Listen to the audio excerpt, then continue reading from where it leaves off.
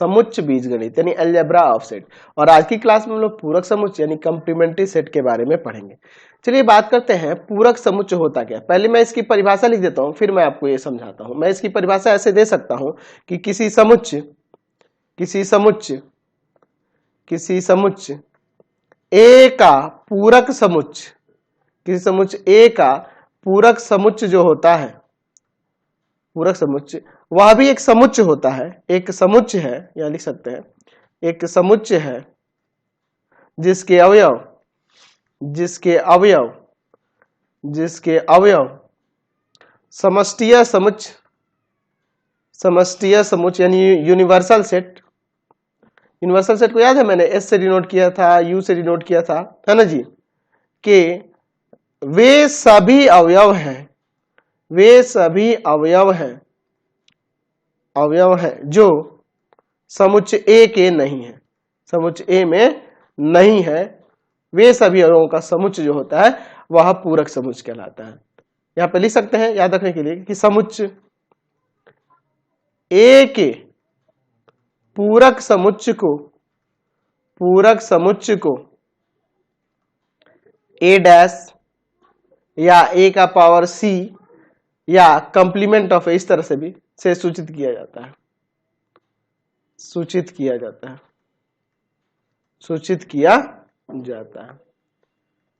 तो जैसे कि परिभाषा में मैंने आपको बताया है कि किसी समुच्च का पूरक समुच्च एक समुच्च होता है जिसके अवयव कौन सा अवयव होते हैं जी, समष्टीय समुच्च यूनिवर्सल सेट के वे सभी अवयव लिए जाते हैं जो उस समुच्च के अवयव नहीं है। जैसे मान लीजिए यूनिवर्सल सेट आपके पास दिया हुआ है, यू या एस से डिनोट कर सकते हैं। मान लीजिए दिया हुआ 1 2 3 ऐसे करके 9 तक दिया हुआ है, ठीक है, और एक सेट ए दे दिया हो जिसका अवयव है 1 2 और 3। कह दे कि इसका कंप्लीमेंट्री सेट यानी ए डैश क्या होगा या ए का पावर सी क्या होगा, तो हम लोग क्या लिखेंगे, उन सभी अवयवों का समुच्च, किसके, समष्टीय समुच्च के उन सभी अवयवों का समुच्च जो समुच्च ए में नहीं है। तो समुच्च ए, जो समुच्च ए में अवयव है उनको छाट दीजिए, 1 2 3 को छाट दीजिए, बाकी जो इसमें बच गए यानी कि 4 5 6 7 8 9 ये ए का कंप्लीमेंट हो जाएगा। यानी कि हम लोग क्या कर रहे हैं, सरल भाषा में देखिए तो हम लोग कह सकते हैं कि यूनिवर्सल सेट में से इस समुच्च को घटा देते हैं, उसका अंतर निकाल देते हैं, तो हमें ए का कंप्लीमेंट यानी उसका पूरक समुच्च मिल जाता है। ठीक है ना जी। तो हम चाहे तो इसको ऐसे लिख सकते हैं कि ए का कंप्लीमेंट या ए का पावर सी, ये जो आप देख रहे हैं पूरक समुच्च, ये क्या होता है, एक समुच्च होता है जिसके अवयव एक्स बिलोंग्स करेंगे आपके यूनिवर्सल सेट से बिलोंग करेंगे और उस सेट से बिलोंग नहीं करेंगे। इसको ऐसे भी तो लिख सकते हैं ना, ये उन सारे अवयवों का समुच्चय है जो जिसके एलिमेंट्स यूनिवर्सल सेट से बिलोंग करेंगे लेकिन सेट ए से बिलोंग नहीं करेंगे, यानी कि एस माइनस ए, ये एस माइनस ए के इक्वल होगा। आप इसे ऐसे भी लिख सकते हैं, अगर मान लीजिए ये तो आपका सेट बिल्डर फॉर्म में हो गया, तो इसको आप ऐसे भी तो लिख सकते हैं, मान लीजिए कोई एलिमेंट एक्स है जो बिलोंग कर रहा है ए डैश में बिलोंग कर रहा है, ठीक है ना जी। अच्छा, तो जब ए डैश में वो बिलोंग कर रहा है तो जाहिर सी बात है उस सेट ए में नहीं मिलेगा। देख लीजिए यहां पर ए के कंप्लीमेंट में जो एलिमेंट बिलोंग कर रहे हैं क्या वो सेट ए में है, नहीं ना है। तो अगर कोई एलिमेंट बिलोंग कर रहा है ए डैश में तो वो उस सेट ए में बिलोंग नहीं करेगा। यहां से क्लियर हो गया आपको।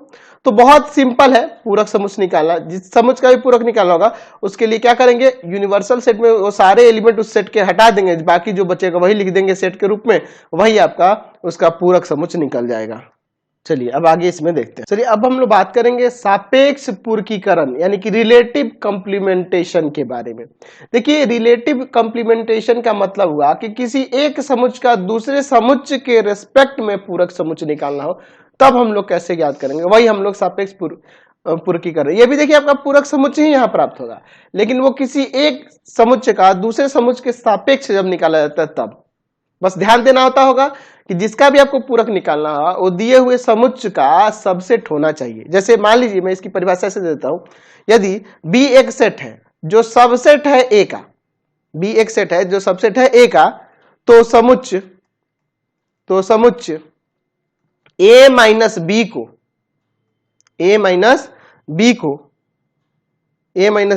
A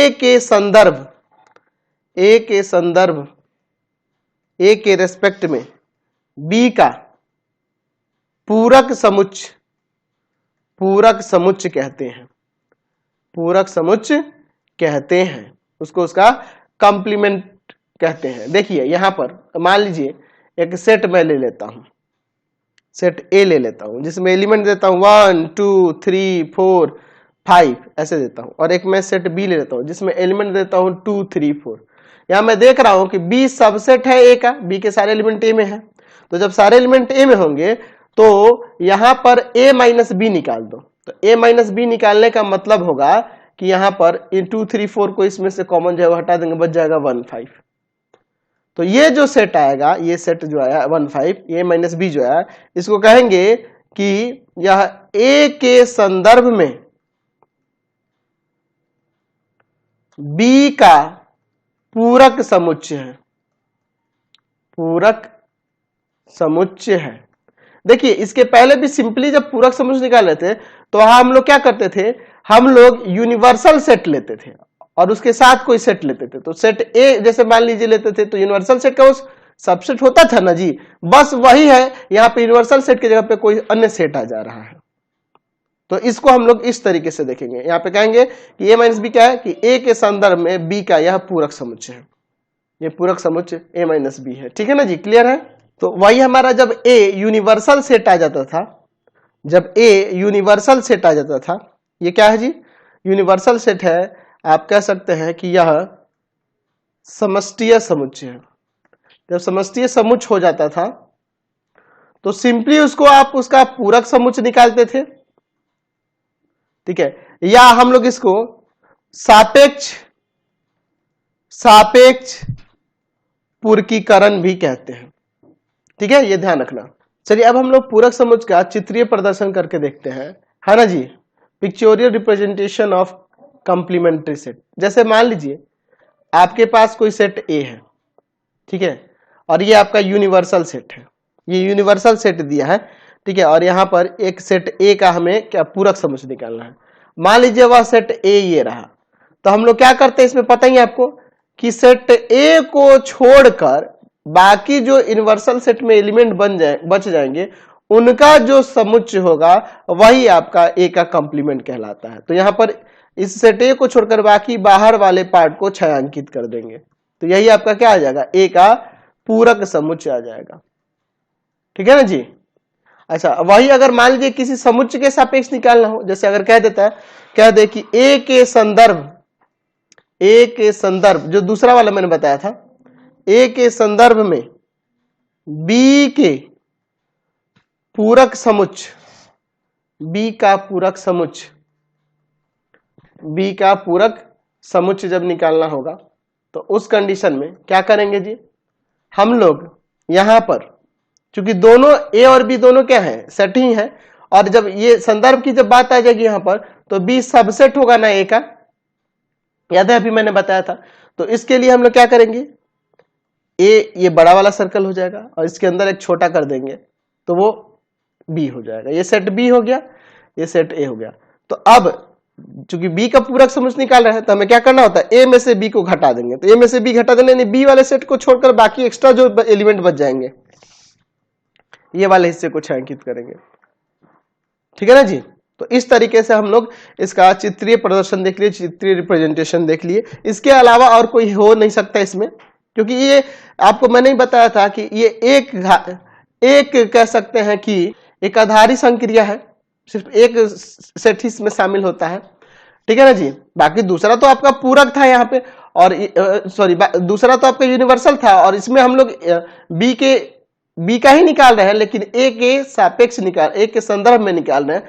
तो एक्चुअल में इसमें हम लोग इसी सेट का ना सिर्फ निकाल रहे हैं जी, ये तो इसके संदर्भ में निकाल, इसके रिस्पेक्ट में निकाल रहे हैं।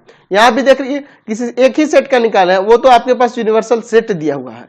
तो एक आधारी संक्रिया है, तो इसमें ज्यादा चित्रीय प्रदर्शन नहीं हो सकता, बस इतना ही है। आज की क्लास में इतना ही रहने देते हैं, नेक्स्ट वीडियो में आगे देखेंगे। आपको हमारे 3 चैनलों को सब्सक्राइब करना होगा। पहला है path finder classes Chhapra, path finder classes Chhapra. दूसरा है आपके पास भारती भवन रविकांत सर, भारती भवन रविकांत सर, रविकांत सर। और तीसरा चैनल है Ravikant sir, Ravikant sir RD Sharma solution, RD Sharma solution, तीनों चैनलों को सब्सक्राइब कर लेंगे। इससे रिलेटेड वीडियो के लिए सीधे डिस्क्रिप्शन में, इससे रिलेटेड नोट्स के लिए गूगल पे जाकर सर्च करेंगे www.ravikantsir.in और यहाँ जाकर आप सभी क्लासेस के नोट्स, उनके PDF को डाउनलोड कर सकते हैं, पढ़ सकते हैं। इंस्टाग्राम और फेसबुक पे जाकर पाथफाइंडर क्लासेस छपरा को लाइक एंड फॉलो करना नहीं भूलेंगे। Thanks for watching the video. Comment करके जरूर बताएं कि हमारे चैनल के वीडियोज आप सभी को कैसे लगता है। Thanks for watching.